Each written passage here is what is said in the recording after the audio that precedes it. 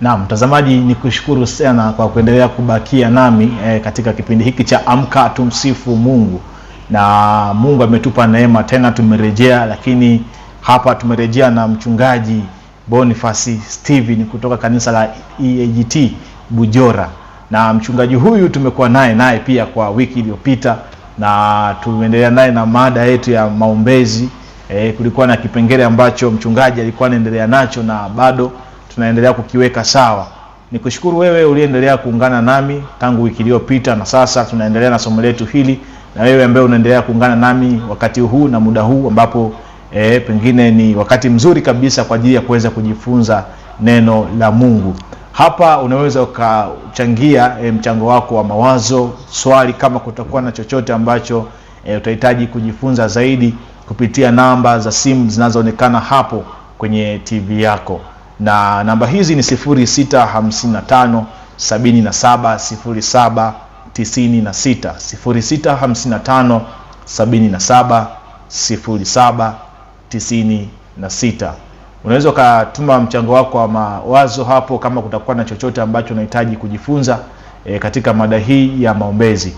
Mimi naitwa Madoshi James, na anayenifanya kuonekana hapa ni Venita. Msimamizi wa kipindi hiki ni Emmanuel Makuliga. Nimkaribisha sasa mchungaji aweze kukusalimia. Mchungaji, karibu sana. Asante. Karibu sana katika kipindi cha Amka Tumsifu Mungu. Asante sana. Na kikweli nimefurahi tena kuwa na wewe Jumapili ya leo. Amen. Nami pia nimefurahi kuwepo mahali hapa kwa ajili ya utukufu wa Mungu. Sawa. Kwa majina yangu, kwa mtazamaji, ninaitwa Boniface Steven. Ni mchungaji wa kanisa la EAGT pale Kisesa Bujora. Kisesa iko wilaya ya Magu ndani ya mkoa huu wetu wa Mwanza. Nimshukuru Mungu kwa ajili ya Star TV ambao tumeendelea kuwa nao wiki mpaka wiki kwa ajili ya somo linalosema jinsi ya kuomba. Na kimsingi somo hili niendelee tena kukukumbusha na kukusisitiza mtumishi wa Mungu unayenifuatilia kwamba ni moja ya somo la muhimu sana kwa sababu maombi yana nafasi kubwa sana katika maisha ya mtu ama maisha ya mtu aliyeokoka. Maombi kwa nini ni ya muhimu? Kwa sababu ndicho chombo cha mawasiliano na Mungu. Unaposikia tunazungumza habari ya maombi, tunazungumzia habari ya kuwasiliana na Mungu. Ndiyo njia ambayo mtu huwasilisha mahitaji yake kwa Mungu. Kwa hiyo ni kitu ambacho ni cha muhimu sana na kimepaswa kufuatiliwa kwa undani na kwa umakini sana. Na mtazamaji wangu, nimsihi tena kwamba maombi yanahitaji kufundishwa. Na ndani yake kuna vitu vingi, na ndio maana tangu tumeanza sasa tumekuwa tukienda taratibu na tumeenda sasa tunazungumzia kipengele cha maombezi ambayo iko ndani ya jinsi ya kuomba. Kipengele cha maombezi. Na kwenye hiki kipengele cha maombezi tulitazama maana ya maombezi, tukasema kwamba ni ile tendo la mtu mwingine kuchukua hitaji la mtu mwingine kuliwasilisha mbele za Mungu. Lakini pia tukao tumeona kwa nini kuomba, na tukaona sababu nyingi ikiwemo uzoefu wa mambo ya kiroho. Na tukaangalia pia kwamba haya tunaposema kuombewa ama maombezi yanafanyika katika njia ngapi. Tukaziona ziko njia mbili. Tukaona njia ya kwanza ni ya muhitaji kumfata mtumishi wa Mungu ama kiongozi wake wa kiroho na kumweleza lile hitaji lake na yule mtumishi wa Mungu kumuombea. Ila pia njia ya pili tukaona kwamba Mungu mwenyewe hapa si yule muhitaji kwenda mbele za mtumishi wa Mungu, bali Mungu mwenyewe kumuinulia mtu wa kumuombea. Ndio. Na leo sasa ninatamani tuendelee mbele katika kipengele cha dhana potofu juu ya maombezi. Yaani mambo ambayo yanachanganywa kwenye eneo la kuombewa ama mtu afanyiwe maombezi. Nafikiri nimshukuru Mungu alafu tuendelee mtumishi wa Mungu. Sawa, karibu mchungaji. Baba yetu na Mungu wetu mfalme, Mungu mwema, ninakuinua sana na kukutukuza nyakati na majira haya. Nazidi kualika uwepo wako zidi kuongezeka na kututangulia. Utufunike kwa ajili ya mtazamaji wako, tukajifunze pamoja utukufu wako. Shetani akanyamaze kimya na jina lako peke yake Mungu likatukuzwe. Kupitia jina lako Yesu ninaomba na kuamini. Amen. Sawa, mchungaji, ni kushukuru kwa ufunguzi wa maombi ambao na tuna uhakika sasa Mungu yuko katikati yetu kama maandiko yanavyosema. Kabisa. Sasa leo tunazungumzia dhana potofu ya maombezi. Dhana potofu ya maombezi. Ndio. Kwanza kabisa nataka uniambie, tuanze mwanzo kuhusu dhana potofu ya maombezi. Hii dhana potofu ya maombezi inakuwa ni kwa yupi, anayeombewa au anayeomba? Nataka kujua kwanza hapo, alafu kuanzia hapo mchungaji uweze kutufundisha zaidi. Karibu. Amen. Dhana potofu inaweza ikawa kwa anayeombea na inaweza ikawa kwa anayeombewa, kwa sababu tunapozungumzia habari ya dhana potofu tunazungumzia uelewa usio sahihi juu ya hicho kitu. Uelewa usio sahihi juu ya hicho kitu. Kwa hiyo inawezekana muombeaji anayetoa ile huduma ya kuombea akawa asiwe na uelewa sahihi juu ya kile anachokifanya. Samani. Kwa hiyo tukizungumzia dhana potofu, maana yake ni uelewa ambao sio sahihi. Sio sahihi. Okay. Kitu ambacho kinaweza kikao kinapunguza uzito wa kile ambacho kinafanyika, ama uwasilishwaji ambao unaweza ukawa sio uhalisia wa kile ambacho kinatakiwa kuwasilishwa. Na hiyo ndio dhana potofu. Hiyo ndio dhana potofu. Sawa, karibu tuendelee. Amen. Kwa tunaposema habari ya dhana potofu juu ya maombezi ama kuombewa, moja ya dhana potofu zipo, kama tutaja kulingana na muda Mungu atakavyotujalia, ziko zaidi ya moja. Lakini dhana mojawapo potofu ni kwamba kuamini, kuna watu wanaamini kwamba au wanaelewa kwamba kuombewa ni udhaifu wa kiroho. Kwamba unaposema unaenda kuombewa, watu wengine wanaamini kwamba au wanaelewa na kuchukulia kwamba mtu anayeombewa ni ambaye hana imani, ambaye hana nguvu ya Mungu ndani yake, kwamba huyo ndiye mtu anayeenda kufanya nini? Kuombewa. Hii ni moja ya dhana potofu. Kwamba kwa nini? Kwa sababu si usahihi wake, kwamba si kila anayetaka kuombewa ndani yake hana nguvu ya Mungu, bali kuombewa ni moja ya kanuni za ufalme wa Mungu. Unajua mambo ya Mungu yana kanuni zake, yana taratibu zake, yana namna ya kutendeka. Kwa moja ya utaratibu ambao Mungu ameuweka katikati ya ufalme wake kwenye eneo la maombi ni pamoja na kuombewa. Kwa hiyo kuombewa hakumaanishi kwamba ndani yako wewe hauna nguvu ya Mungu. Kwa mfano, kipindi tunaanza hili eneo nilizungumza kauli hii, nikasema kwamba miongoni mwa watu ndani ya nchi yetu ya Tanzania au nje ya nchi ya Tanzania wanatamani kuombewa ni pamoja na mimi. Nilizungumza hivi. Ni pamoja na mimi. Sasa kusema kwamba natamani kuombewa haina maana kwamba mimi sina nguvu ya Mungu ndani yangu. Haina maana kwamba neema ya Mungu haiko juu yangu. Iko, lakini kuna mambo katika maisha yangu ili yaweze kufika sehemu fulani. Kuna vitu kwenye huduma yangu ili viweze kufika sehemu fulani, ni lazima Mungu aniinulie watu wa kunitengeneza katika maombi. Ndio maana tunaona hata Paulo, tunamuona Paulo ni miongoni mwa watu ambao walihitaji sana kuombewa. Paulo ni miongoni mwa watu ambao walihitaji sana kuombewa. Tukiangalia kwenye kile kitabu cha Wakolosai ile sura ya 4 na ule mstari wa 3, Biblia inasema hivi, huku mkituombea na sisi pia, kwamba Mungu atufunulie mlango kwa lile neno lake tulipasalo kulinena kwake Kristo Yesu. Umenielewa? Hapa ni Paulo anazungumza kwamba anahitaji waombewe, watu wasimame wawaombee. Na Paulo amezungumza kwenye nyaraka zake, amerudia jambo hili la kuhitaji kufanya nini? Kuombewa. Hii haikumaanisha kwamba Paulo alikuwa hana nguvu ya Mungu. Paulo alikuwa na nguvu ya Mungu. Mtume Paulo alikuwa na neema ya Mungu, lakini anahitaji, kuna mahali kwenye Matendo ya Mitume anasema kwamba mtuombee ili tupate ujasiri wa kulinena neno la Kristo lipate kuenea. Kwa swala la kuombewa sio udhaifu wa nini? Wa kiimani. Swala la kuombewa huja kwa sababu kuna wakati mwingine sisi tunatofautiana neema na karama na vipawa ndani yetu. Kuna kitu ambacho Mungu amekiweka ndani yako kwangu hajaweka. Kuna kitu ambacho Mungu ameweka ndani yangu kwako hajafanya nini? Hajaweka. Kwa tunapoombeana maana yake tunashirikishana zile neema ambazo Mungu ameziweka ndani yetu. Sawa, mchungaji, nataka kujua sasa.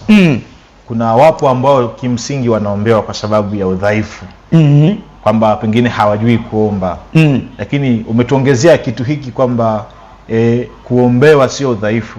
Ndio Tofauti ya mimi ambaye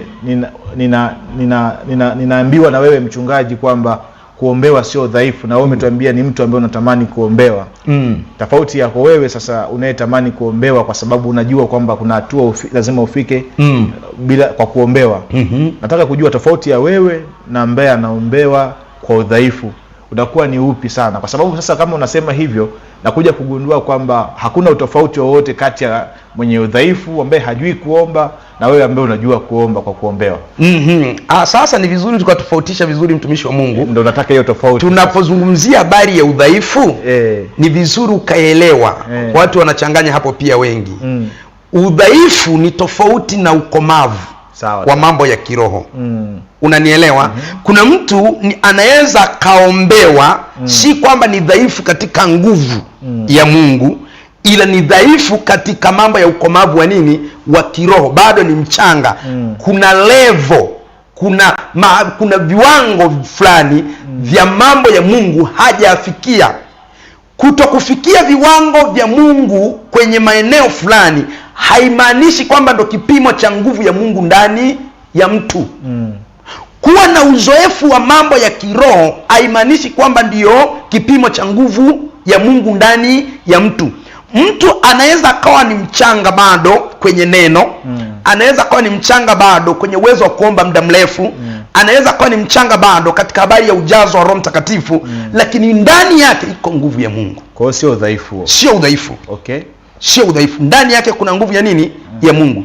Anaweza akawa ana imani iliyoweka viwango vikubwa. Yaani anaamini kabisa kwamba mimi nikiombewa ama mimi Mungu yuko ndani yangu na mimi hili gonjwa haliwezi kuniua wala hili jaribu haliwezi kuniteketeza. Imani yake iko viwango vikubwa.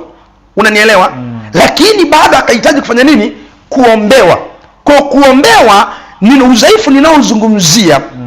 Kwamba mtu asijihisi kwamba sasa kwa kitendo cha kwenda kuombewa ni kwamba ndani yake haiko nguvu ya Mungu. Unaweza ukawa na nguvu ya Mungu kabisa kabisa, lakini bado ukahitaji kuombewa. Kwenye udhaifu umesema kwamba hakuna udhaifu. Vipi kwenye swala la ukomavu? Nitumie hiyo lugha ama hilo neno la ukomavu.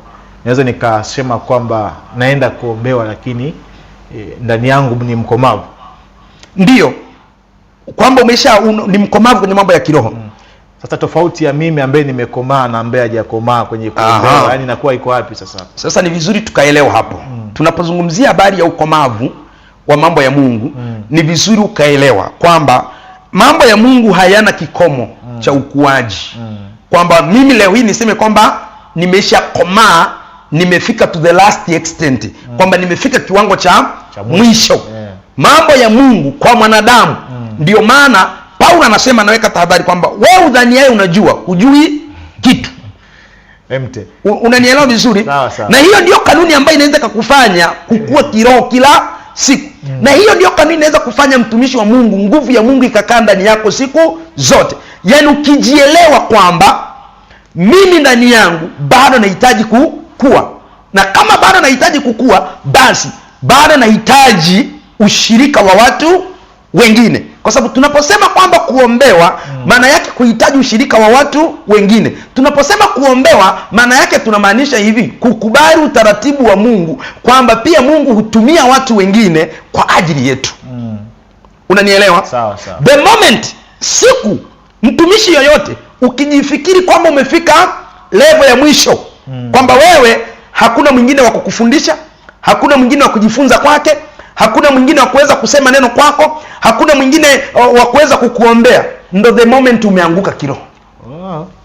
Kwa kadiri unavyozidi kujiona umefika, ndo kadiri ambavyo unazidi kupotea kwenye njia. Yaani mtumishi wa Mungu yeyote siku ukifikia kiwango cha kuona kwamba hakuna jipya la kujifunza, ndo umeanguka kiroho pia.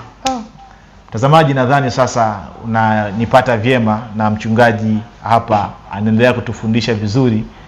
Ni kuombe tu kwamba unaweza ukaendelea kuungana nami kwa ajili ya kuweza kujifunza vizuri zaidi kutoka kwa mchungaji.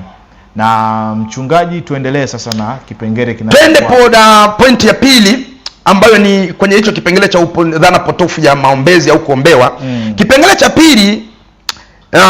cha pili ni kusema kwamba kumtegemea, kwamba kuombewa ni kumtegemea mtu badala ya Mungu.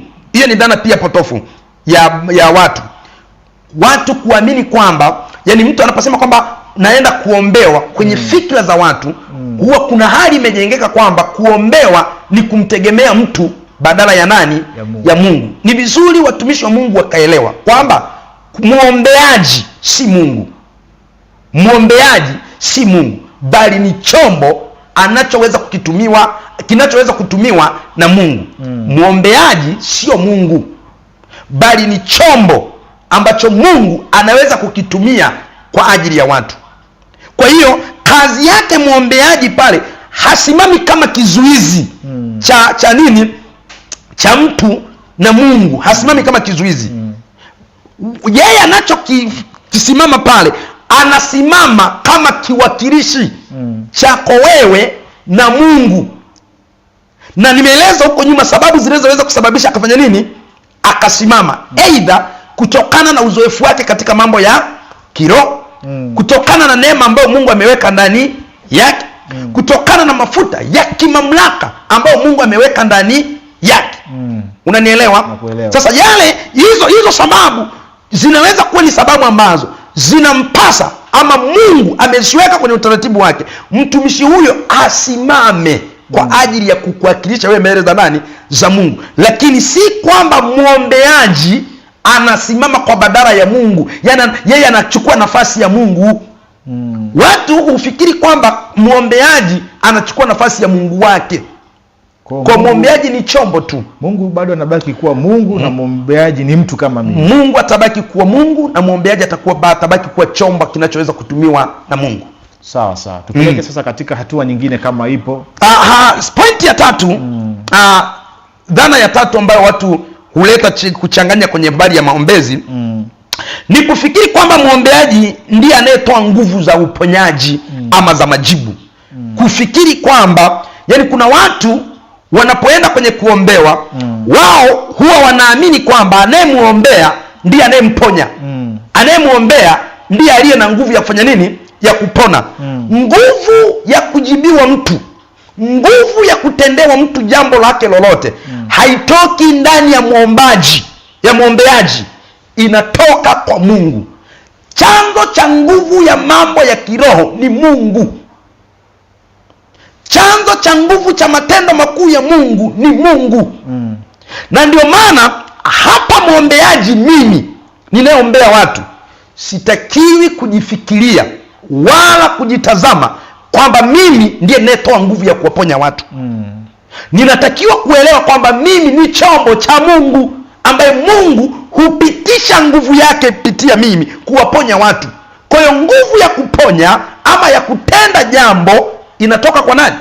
Kwa Mungu. Kwa hiyo ni vizuri muombewaji anapoenda kuombewa aelewe kwamba ninaenda kuombewa kwa sababu Mungu ameiweka neema ndani ya huyu mtumishi wa Mungu aniombee. Lakini chanzo cha nguvu itakayoniponya na kuniletea ushindi inatoka kwa Mungu. Sawa. Sasa nataka kujua maombezi yanahitaji karama ama ni mtu yeyote anaweza akafanya maombezi? Pasipo karama, pasipo vipawa, pasipo huduma ndani ya mtu, wewe huwezi kutenda lolote. Kwa sababu hivi ndio maana kwenye kile kitabu cha Yakobo, ile sura ya kwanza mstari wa 17, anasema hivi, kila kipawa kizuri hutoka juu. Sawa. Kila kipawa kizuri hutoka juu. Maana yake sisi vinavyotupa kutuwezesha kutenda kazi hizo ni ile nguvu ya Mungu inayokuwa ndani yetu. Sasa hiyo nguvu ya Mungu ndio inaitwa karama. Hiyo nguvu ya Mungu ndio inatoa vipawa. Hiyo nguvu ya Mungu ndio inaleta huduma. Kwa ndani yako lazima kuweko na hizo karama. Na ndio maana wakati mwingine sasa tunatofautiana nini? Karama. Kwenye karama hapo kuna mtu ana karama hii, mwingine hana hii, mwingine ana hii, mwingine hana hii. Sasa kwenye karama ya maombezi, nataka sasa, kama inahitaji karama, maana yake kuna mtu anaweza akawa hana karama ya maombezi kabisa, ama mchungaji imekaje? Yaani kuna mtu anaweza akawa yeye hana karama, kwa sababu umesema kwamba maombezi yanahitaji karama, sivyo? Huduma ya Mungu yoyote, sio maombezi tu, hata kufundisha neno la Mungu, hata kuimba, hata kuomba wewe ili uombe, hata kutumika ndani ya kanisa, umekwisha kuokoka. Ili kinachokufanya uendelee ndani ya ule uokovu ni karama, vipawa na huduma ambazo Mungu ameweka ndani yako. Hivyo ndivyo vinavyoleta uweze kuzaa matunda. Kwa hiyo kuna uwezekano kwamba kuna watu wengine hawapaswi wala hawawezi kuombea watu wengine. Hapana, kwa sababu ni karama umesema na lazima iwe ndani yako. Hatuwezi kusema kwamba kuna watu wengine hawana karama ya kuombea. Kwa nini? Kwa sababu kila karama inaweza kuombea. Kila karama inaweza. Ndiyo. Tunapozungumzia habari ya kuombea, kwani usifikiri kwamba tunapozungumzia habari ya kuombea ni kutamka tu kwa jina la Yesu. Si ndio? Tunapozungumzia zile habari za zile karama ambazo zinaweza mtu zikamsaidia kuombea, inaweza ikawa ni karama kwa ajili ya uponyaji wa magonjwa. Sawa. Inaweza ikawa ni karama kuna mtu mwingine akiombea, akiombea watu, sawa? Huyo mtu anapata neema ya kufanikiwa. Sio unajua kuna jambo moja ambalo pia linaleta utofauti kwenye habari ya kuombewa. Kuna wakati mwingine tukishazungumza habari ya kuombewa, watu wanakimbia kwenye magonjwa. Kuombea sio magonjwa tu. Yaani swala la maombezi halihusiani na nini? Swala la kuomba halihusiani na magonjwa tu. Swala la kuomba linahusiana na uhitaji wa aina yoyote mbele za Mungu. Inaweza kuwa ni uhitaji wa kukua kihuduma, inaweza kuwa ni uhitaji wa uponyaji wa magonjwa, inaweza kuwa ni uhitaji wa fedha, inaweza kuwa ni uhitaji kwenye biashara, inaweza kuwa ni uhitaji wa uzao, inaweza kuwa ni uhitaji wa masomo. Hivyo vyote ni nini? Ni maombezi. Sasa kwenye hizi karama hizo kwenye maombezi hapo kwenye mahitaji, kuna mwingine amepewa karama yeye akiomba kwa ajili ya magonjwa. Yaani ile karama yake akiomba kwa ajili ya magonjwa utaona uponyaji. Ila pia kuna mwingine amepewa karama akiomba kwa ajili ya fedha, utaziona fedha. Kuna mwingine amepewa karama sio kwa ajili tena ya magonjwa, ila akiomba kwa ajili ya matumbo yaliyofungwa utasa yanafunguka. Sasa kwa kifupi sana mchungaji, nataka unijibu swali langu hili na nirudisha kwako tena. Inawezekana mtazamaji wangu hapa anasikiliza na anajiuliza, sasa ina maana kama maombezi yanahitaji karama na mimi najijua hiyo karama sina, naweza nisimwombee mtu kabisa, yani nisiwe na mchango kwenye kumwombea mtu? Sasa ukishaanza kujisema ndani mwako kwamba karama fulani hauna, si ndio? Kuna mambo anapata neema akimwombea mtu kwenye swala la fedha, mambo yanakaa vizuri. Hapo ni vizuri. Mtu kwenye mambo kama ni mahusiano, mambo yanakaa vizuri. Sasa hapo ni vizuri tukaelewa. Si ndio? Nataka kuangalia kwenye neno lako la ukiri kwamba nikishajua kwamba ndani yangu sina karama hii, si ndio? Kwanza ni vizuri ukaelewa. Swala la kupewa karama sio chaguo la mtu. Kwamba wewe ndani yako uchague kwamba kuna karama fulani unaitaka. Kwamba kuna karama fulani na nipewe na fulani sipewe. Mungu mwenyewe kwanza, jambo la kwanza, Mungu mwenyewe hutoa karama kwa watu wake kwa namna yake mwenyewe, kwa neema yake mwenyewe, kwa kupenda kwake mwenyewe. Akiwa anaelewa kwamba karama hii nikiweka ndani ya mtumishi huyu itafaa zaidi. Unanielewa? Lakini pia mtu mwenyewe kwa ukaribu wake na Mungu, kwa juhudi zake mbele za Mungu, kwa namna anavyotafuta Mungu. Inawezekana mimi leo hii katika ile neema ya Mungu ya upewaji wa karama nikawa sina aina fulani ya nini ya karama, lakini kadiri ninavyoenda mbele za Mungu kumuomba Mungu anipe ile nini karama, sawa, Mungu anaweza kunipa karama ambayo kwa neema ile ya kwanza sikuwa nayo. Nilipoanza huduma sikuwa nayo. Lakini kadiri nilivyoendelea kulichunga kundi na nikaona kuna haja ya kuomba neema hii ije juu yangu, karama hii ije juu yangu, na Mungu akanipa ile nini, ile karama. Kwa hiyo hatuwezi kwenda moja kwa moja kusema kwamba kuna vipimo fulani kwamba nikikuangalia najua kwamba wewe karama fulani unayo, karama fulani hauna. Japo kuna viashiria sasa. Hapo labda tukiwa tunafundisha kwenye eneo la karama, kuna viashiria vya kukujulisha kwamba aina fulani ya karama iliyoko juu yako ndio ina nguvu kuliko karama zingine. Sawa. Ni vizuri ukaelewa. Mtu anaweza kuwa na karama zaidi ya moja. Mtu anaweza kuwa na karama 5 mtu mmoja. Anaweza kuwa na karama 10 mtu mmoja. Lakini ndani ya hizo karama, ndani ya hizo ni lazima kuna karama moja ina nguvu kuliko zingine. Sawa. Sasa mchungaji, kwa sababu ya muda naomba nisome message moja hii. Anasema kwamba naitwa Fabian Charles, nipo Geita. Je, ni halali tuombe kwa kutumia mafuta au maji au mkate? Naomba basi umjibu kwa ufupi sana ili tusitoke nje ya mada kwa sababu muda wetu nao umekimbia. Anauliza ni halali tuombe kwa kutumia mafuta au maji? Kuomba tunakopaswa kuomba kwa mujibu wa Biblia ni kwa kutumia jina la Yesu peke yake. Maji na mkate, tumepewa jina la Yesu peke yake. Hilo ndilo jina alilopewa mwanadamu kwa ajili ya kuomba na mambo mengine. Sawa. Hakuna mahali kwenye Biblia ilisema kwamba mkitaka kuomba muombe kwa maji, muombe kwa mikate ama kitu kingine kiwacho. Biblia inasema hivi, mkiomba kwa jina langu. Jina langu. Jina lipi? Jina la Yesu peke yake. Kwenye kuomba kwa ufupi ni mjibu kwamba hatuombi kwa kitu kiwacho kingine chochote, wala si kwa kitu hata kwa jina la mtu mwingine awaye yeyote, awe maarufu, awe na nini. Tunachoomba kwacho ni kwa kutumia jina la Yesu peke yake. Sawa, nikushukuru na muda wetu umekimbia sana. Hebu niombe sasa uzungumze na mtazamaji kwa ujumbe wako mfupi Jumapili ya leo katika somo hili la dhana potofu.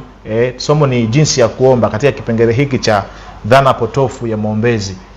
Zungumza naye kwa ufupi sana, alafu baada ya hapo tuelekee tamati, mchungaji. Mimi ninachoweza kuzungumza kwa mtazamaji wangu ni kwamba jambo la jinsi ya kuomba, hili somo la jinsi ya kuomba ni somo linahitaji ufundishaji wa kina sana. Na mtu ambaye anaweza kulielewa vizuri ni anayekubali kufundishika. Na bado nitaendelea kusisitiza kwamba miongoni mwa wito ambao Mungu ameniweka ndani yangu ni pamoja na kufundisha hivi vitu kwa uhalisia, bila kufungamana na upande wa dhehebu wala dini, lakini kwa msingi wa neno la Mungu, ule uhalisia unasemaje. Na ni msingi mtazamaji kabisa kwamba bado iko sababu ya yeye kuendelea kuhitaji kujifunza zaidi na zaidi ili kuwa na uelewa mzuri na mpana kwenye eneo la kufanya nini? Kuomba. Na ili aweze na kama pengine akihitaji kujifunza kutoka kwako, anaweza akakupata vipi? Ndiyo nilipokuwa naelekea hapo kwamba baada sasa ya mimi kugundua kwamba uhitaji huu ni mkubwa, ndio nikaanzisha utaratibu wa kufundisha kwa njia ya WhatsApp. Kwamba ninalo group ambalo nimeendelea kufundisha neno la Mungu ndani yake, hasa kwenye hili somo, na pamekuwa pakiibuka vitu vingi ndani ya hilo somo kupitia maswali mbalimbali ambao watu wanakuwa wanauliza, na kupitia yale maswali yanaleta upana mkubwa sana. Kwa mfano, nikiingia kwenye grupu, hilo swali aliloliuliza nisingelijibu kwa ufupi kama nilivyojibu, ningemjibu kwa upana kwa kiwango cha kuelewa zaidi. Ndio maana sasa bado nazidi kualika na kuwakaribisha watu kujiunga kwenye hilo kundi langu la WhatsApp, na wakiwemo aje mtu uliza swali kwa lengo la kuelewa, nitakujibu kwa kina kizuri na uelewa. Na bado kama umeelewa ukasema bado sijaelewa, nitakuuliza wapi hujaelewa, bado nitakufundisha. Na wengi kabisa tumekuwa tukitiririka mpaka anarudisha shukrani kwamba mchungaji, nashukuru nimefunguka kwenye hili, nimeelewa kwenye hili. Mchungaji, sasa hapa nilikuwa kumbe sijui vizuri. Mchungaji, nilikuwa nimeelewa. Yani ikitokea nikabahatika kusoma message zangu kwenye group la WhatsApp, utaona jinsi watu wanavyopata neema mle ndani ya kujifunza kutoka sehemu moja kwenda sehemu nyingine. Na nambari yangu ya simu ambayo naitaja mahali hapa ndiyo namba ambayo iko kwenye group la WhatsApp. Kwa hiyo tendo tu kama ukipokea hiyo namba ya simu, wewe niandikie tu kwamba mchungaji, niunganishe kwenye group la mafundisho. Ukisha niandikia niunganisha kwenye group la mafundisho, na mimi uniandikie tu jina lako na wapi unatoka, nitakuunganisha kwenye hilo grupu na utakuwa uko huru kwenye hilo grupu kuendelea kujifunza. Tahadhari tu, kwenye hilo grupu usitume jumbe zingine, maana ni kwa ajili ya eneo la mafundisho ya neno la Mungu. Sawa, karibu sasa. Nafikiri nizitaje namba yangu ya simu. Mawasiliano ya namba yangu ya simu ni 0744 48 80 53. 0744 48 80 53.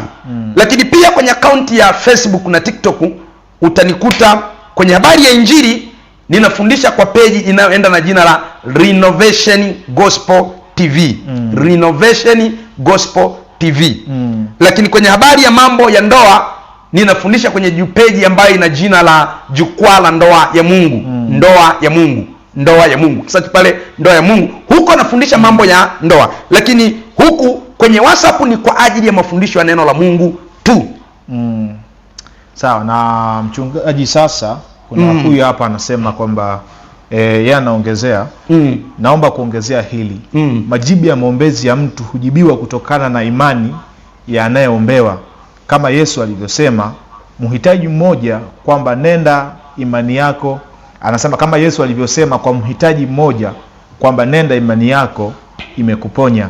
Asante. Ni John Kintu kutoka Kigoma mjini. Yaani hicho anachokizungumza ni kina mahusiano makubwa sana na maombezi.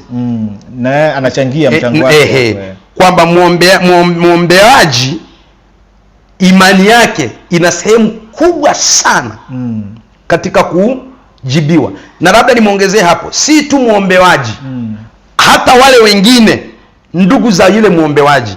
Kwa sababu kuna wakati mwingine maombezi ya haya yanahusisha sehemu ngapi? 3. Yanaweza kuhusisha muombeaji na ndugu wa muombeaji. Unanielewa vizuri? Kwa kuna wakati mwingine anaweza kuwa muombeaji ana imani vizuri, lakini bado pakatokea kucheleweshwa au kupatikana ugumu kwa kujibika kutokana na walioko nyuma yake. Umeelewa? Mimi ni muombeaji, bahati nzuri nimekuwa nikikutana na hivi vitu mara kwa mara. Sawa? Kwamba muombeaji ana nia, anasema mimi nipelekeni kwa mchungaji nifanye nini? Niombewe. Walioko nyuma yake kipindi hicho pengine hajiwezi. Walioko nyuma yake badala ya kumsikiliza wampeleke kwa imani anayoitaka, wanataka wampeleke mahali pengine. Ndio maana hapa aliponukuu kwenye hilo neno la andiko, tunaona pale walipotoboa diary wakamshusha yule mgonjwa. Waliokuwa namshusha yule mgonjwa walikuwa ni ndugu wa yule nani? Mgonjwa. Na Yesu akasema imani yenu.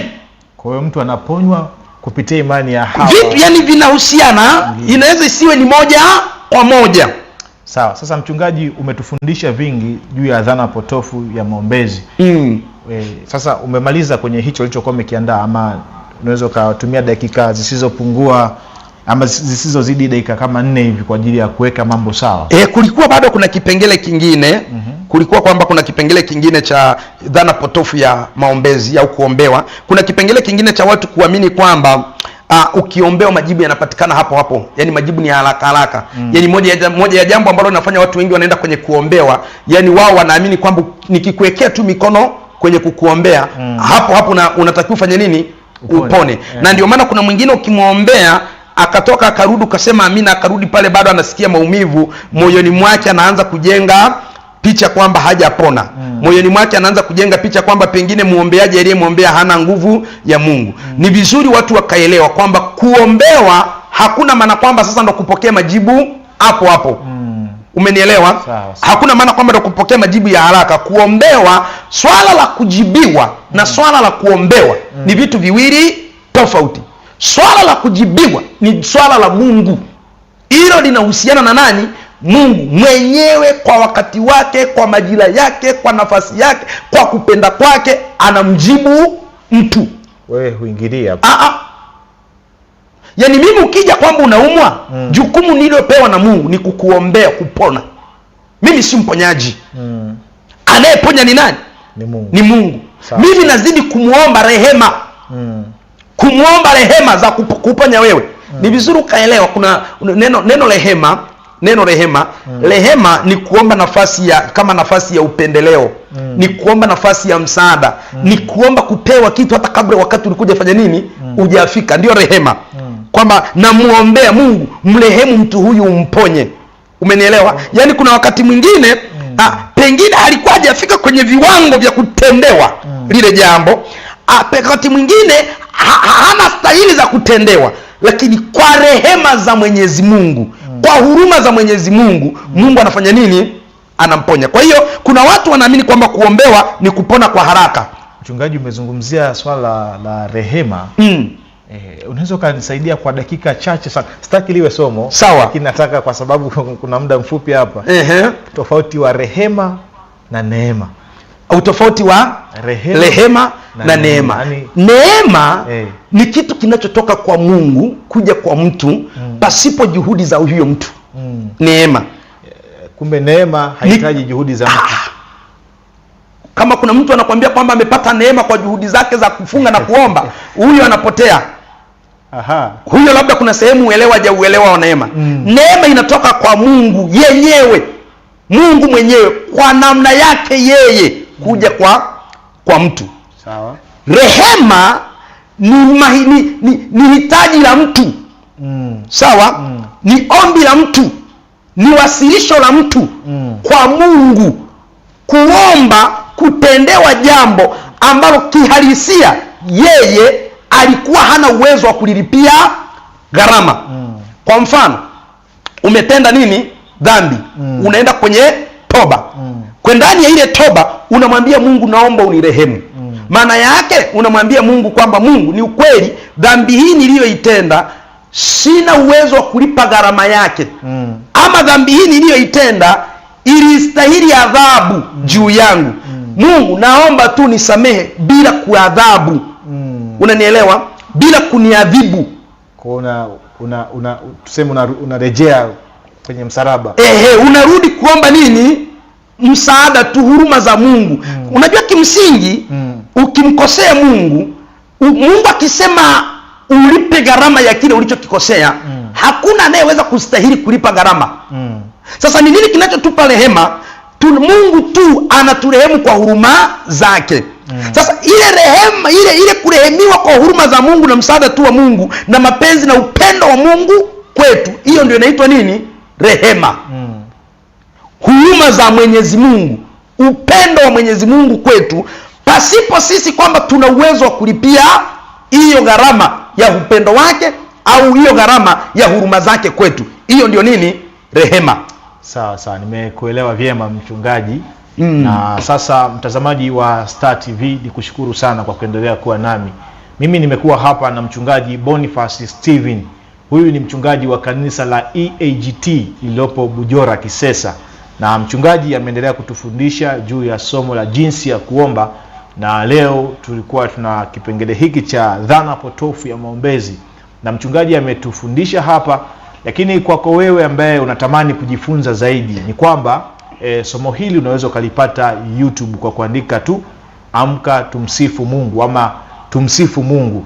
Ukiandika hivyo, moja kwa moja unapata mafundisho mengi ambayo tumeendelea nayo kwa wiki zilizopita, na unaweza ukajifunza kule ukaendelea kumjua Mungu zaidi. Dhana ni moja na target ni moja, kwamba tunahakikisha kwamba kuna hatua nyingine ambayo ulikuwa nayo, pengine uiache uende katika hatua ya mbele zaidi. Na mchungaji ametuelekeza hapa, lakini kubwa zaidi ni kuambie tu kwamba tunapambana kuwa mwezi, na hata ikitokea tumeshindwa kuwa mwezi, basi angalau tudondokee kuwa nyota, kuliko kupambana kuwa nyota alafu ukashindwa kuwa nyota, ukadondoka mazima kabisa kwa kosa pa kudondokea. Kwa hiyo kimsingi ni kwamba Star TV ni mahala ambapo Mungu anakukutanisha na mafundisho mengine mapya ambayo yanakujenga zaidi. Mimi naitwa Madoshi James, na anayenifanya kuonekana hapa ni Venita, pamoja na msimamizi wangu wa kipindi hiki ni Emmanuel Makuliga.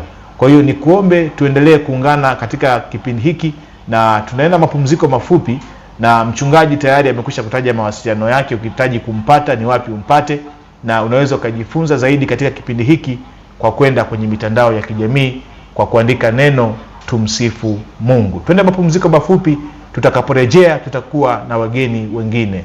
Usibanduke. Usikose kutazama kila siku ya Jumapili asubuhi. Njoo pamoja tumshangilie Mungu wetu kwa mema anayotutendea.